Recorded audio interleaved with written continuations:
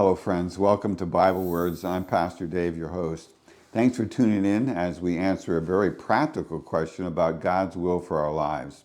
As always, we are using God's Bible words to answer our questions about how to live life wisely. And the truth is, it does require wisdom to live fully free lives with peace over our past, confidence for today, and hope for all of our tomorrows.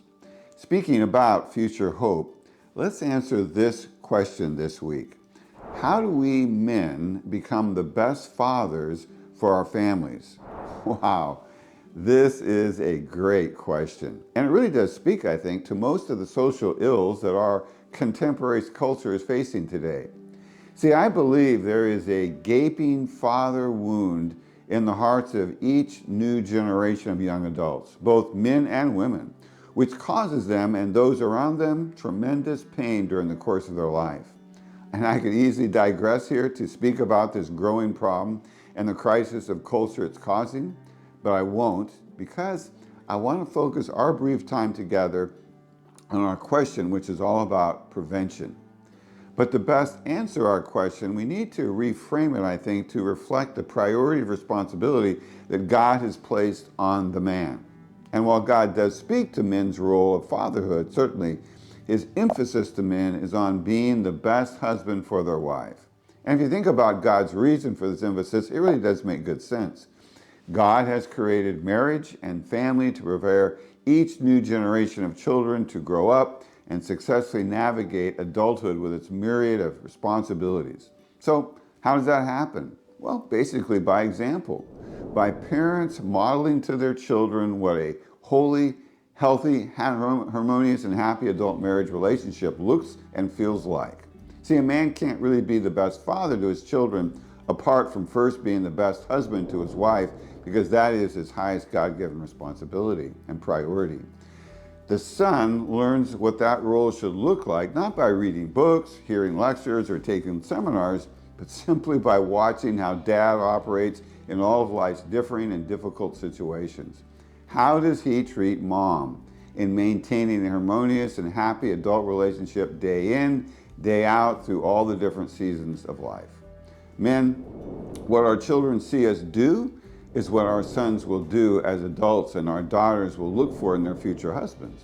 So what does God want us husbands to do with our wives? Well, in one word, love. God wants us husbands to model agape love to our wives, and that's why his Bible word specifically commands this. In Ephesians 5, Paul writes, "Husbands, love your wives." I realize that our world uses this word love to define and describe everything but God's agape love. So, to prevent any misunderstanding of what God expects of husbands, we are provided with both a maximum expectation as well as a minimum standard of what this kind of love looks like. Paul first offers the maximum expectation of what love might look like. He says, "Husbands, love your wives," and then he says this, "just as Christ also loved the church and gave himself up for her." So agape love is first all about sacrifice. It's not about us giving to get back, but giving to our wives like Jesus gave his life for us, and he died for us. And this is what it means being the best husband is about. It's dying to my desires in the moment to serve my wife's needs in the moment. After 50 plus years of marriage, I can tell you that's not always easy. But following Christ's example is always possible. And this is the maximum expectation. Here's the minimum. So husbands are also to love their own wives as their own bodies. He who loves his own wife loves himself, just as Christ also does the church, because we are members of his body. See, if the love umbrella over your marriage is sacrifice, God says the handle that you're holding is selflessness.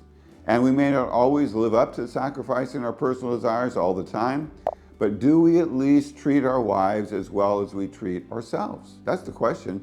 Is our love, at the very worst, is it less selfish in the sense that we don't play favorites, like minimizing our faults and maximizing her faults, or maximizing our needs and minimizing her needs? Men, if you desire to be the best father you can be, focus on being the kind of husband God wants you to be.